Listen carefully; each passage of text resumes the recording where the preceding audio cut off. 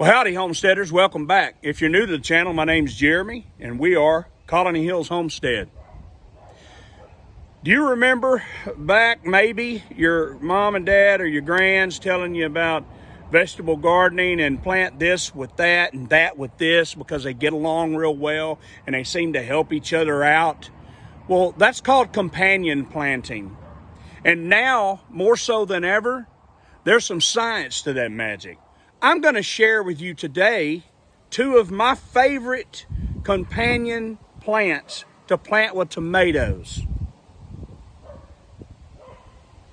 and a runner-up. So come with us. So first up is dill. I love dill. I love to use it fresh. Two of the herbs that I love to use fresh the most is dill and cilantro. Now, for the sake of this video, we're going to talk about it as a companion plant for tomatoes because I've been asked to do an herb garden video, which I'm working on. So, when you use dill with tomatoes, the benefits that you're going to get is they attract ladybugs, which eat aphids. Okay? And they are very good at repelling hornworm. And a lot of people say, I hadn't seen the science to the magic yet, but a lot of people say that they attract praying mantis. And I'm going to tell you, if I'm bugged and I see a praying mantis, see ya, I'm gone. I don't like them right now, and I'm 260. So, we plant some of these, and it doesn't take that many. A lot of people will plant their tomato and they'll put two or three seeds on one side, two or three seeds on the other, and they'll thin them out to where they have two or three, in a container. Now, if you're in a garden, you can plant all you want. These are the Mammoth variety, which honestly, they will get 5-6 foot tall in a garden area if that's what you want, which I do let some of mine get that tall because I use the seeds and collect seeds for next year's planting. So, but if you're wanting to use them as a companion plant for your tomatoes, then you wouldn't want them getting more than 6, 7, 8 inches tall because we don't want them competing with your tomato for nutrients, right? All right, so dill, love it. And I use this also later on in the season when I'm canning my cucumbers. It's awesome. We're gonna bring you number 2. Okay, number 2 is right up here.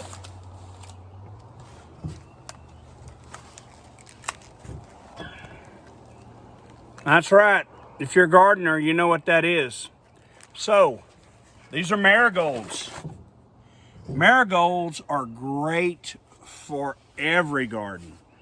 I don't know of any plants that they would not be a good companion for. So, I plant marigolds in my garden. Number 1, attract pollinators, right? Tomatoes are self-fertile, but they still need that vibration. They need that wind or an insect or a bee or a wasp or you to make sure that they get fertilized. But these marigolds, they do so much. They have a pungent odor that repels a lot of pests, okay? But the main thing that you're going to get out of these, they deter root nematoids. So, a lot of times, your tomatoes, when they're doing poorly and you see their leaves are looking bad and all this, it is a root nematode that is going in and laying its larvae in the roots, and they're just eating the roots up. If you don't have roots, you don't have plant, you don't have fruit, okay?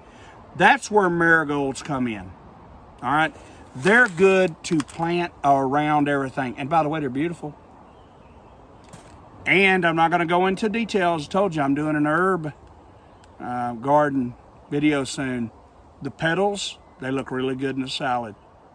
Bright, orange, fragrant. Yes, they're edible. 60 years ago, you would have marigold petals, dried, dehydrated, in your local pharmacy to do certain things with. We'll not get into that right now. So, with the tomato, obviously I've taken off the first 2 leaves, With this now, I've taken off the third and fourth leaf, and I will plant this. This is a red cherry. I'll plant this red cherry tomato in the middle of this pot, and I'm going to put dill on each side. Okay? One tip I'm going to give you that you need to remember, and I'm going to put some links to my videos, other videos up, but you can never plant a tomato plant too deep.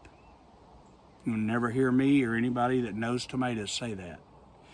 So I will be planting this tomato that deep. Even though if you'll watch my video on how I seed start tomatoes, you'll know we've already moved up through the progression twice. This will be the third time. We'll plant them that deep. I may take off another limb and hill it. But that's another video. So we have a beefsteak, if you like beefsteak tomatoes, have a great video for that. And we have a video that we recently put out about tomatoes in general, you know, just tips and tricks. And the runner-up that I told you about, basil. Tomato and basil soup with a grilled cheese sandwich. Wow, that sounds great. But tomato and basil work well together. The aromas, they just seem like they go together, right? They go together in the kitchen, they also go together in the garden. But what basil does is it repels spider mites, aphids, and hornworms. So I do have some basil started over there. I will be planting under some of my tomatoes, and they are so awesome to use. But I'm not gonna go in more detail because of the herb garden video that's coming up.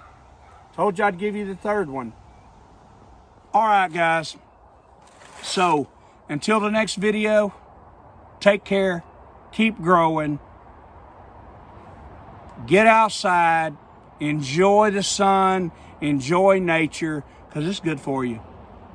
God bless you. Thanks.